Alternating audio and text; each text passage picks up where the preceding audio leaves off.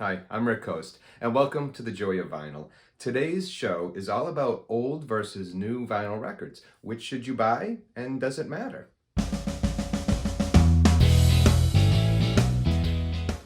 The girl at my favorite local record store always says, "Enjoy your babies," when she hands me the bag. I love that. My most recent purchases were both by The Who, Tommy and Quadrophenia. And what can I say? I've been on a Who kick lately. And those are both albums I shied away from buying when I began my collection over 40 years ago. I looked online first, and I could have bought both for $20 less. Now, they would have also been brand new and sealed. But instead, I took my chances on the used copies that I'll clean when I get home. Why, though? Why didn't I go with the brand new reissues? I don't know. No, that's not entirely true. I do know. But it doesn't make a ton of sense. I'll try to explain, but in the end, take it with a grain of salt and do what's best for you, your ears, your enjoyment, and most of all, your wallet. Now, I love the record store I go to. They offer an extensive collection of both new and used records, and they constantly add to it by purchasing private collections or attending estate sales. Now, more often than not, when I go there, I face the choice of both a used copy of an album or a brand new 180-gram reissue. Many would reach for the brand new sealed reissue. I pause, gently slide the used copy out of its sleeve, and I inspect it for imperfections. That's the one I want. As long as I see nothing to cause alarm, like a deep scratch, series of light scratches, dimples, or warpage, I'll choose it over its spotless counterpart. Now, does it matter? Well, it does. Not always, but I have been burned. For example, I purchased a new sealed copy of Eat a Peach by the Allman Brothers that was recently pressed.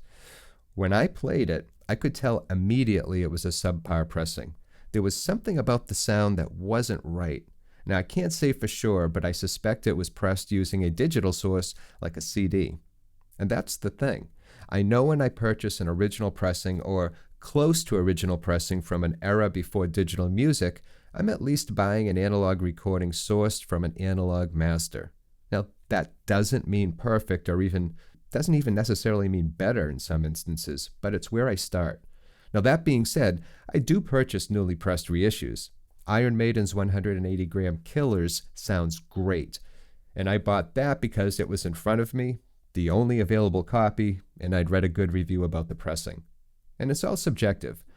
When it comes to art, isn't it always? Now, there are real factors that inform my preference for older, used copies in good condition. It all makes sense when you think about it. Back in the 1960s, vinyl was king.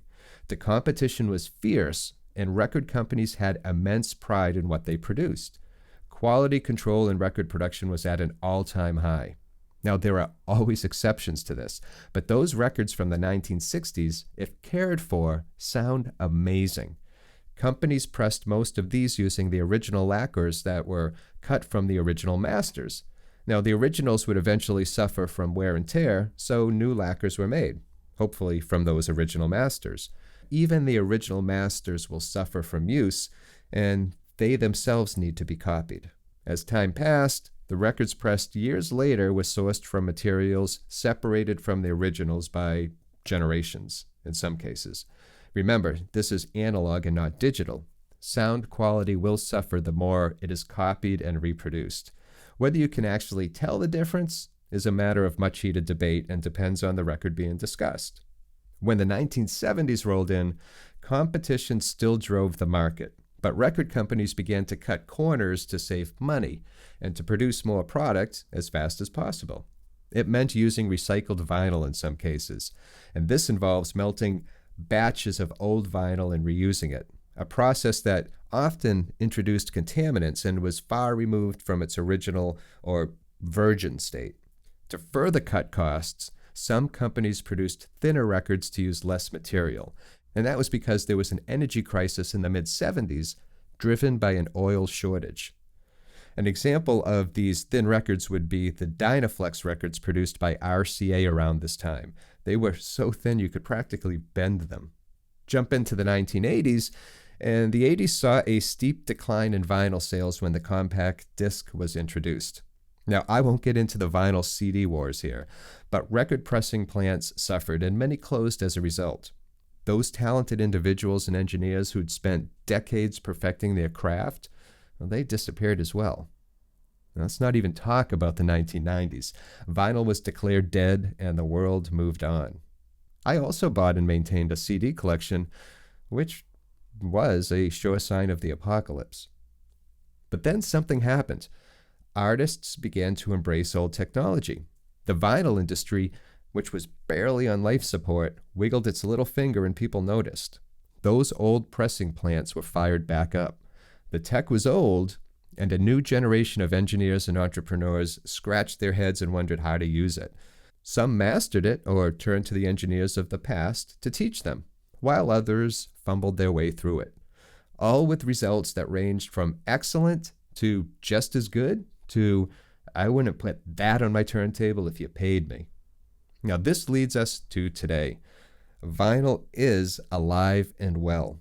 For the first time in decades, it surpassed the sale of CDs and has a new, contentious grandchild to contend with named streaming. The records produced today are often excellent, but pressing plants are few, from the hundreds active in the 1970s to, I think, fewer than 30 today. The technology hasn't changed, and engineers are still learning. But it's all a good sign. It has to restart somehow. The vinyl record industry has been given a polyvinyl chloride shot right in the arm.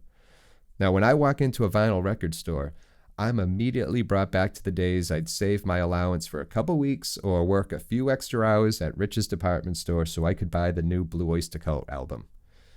Now, when I walk over to the Bees, I can still find that release, decades old, right next to a shiny new sealed reissue.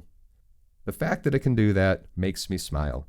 I might still choose to adopt the old copy, but I'm thrilled to see the new one is there.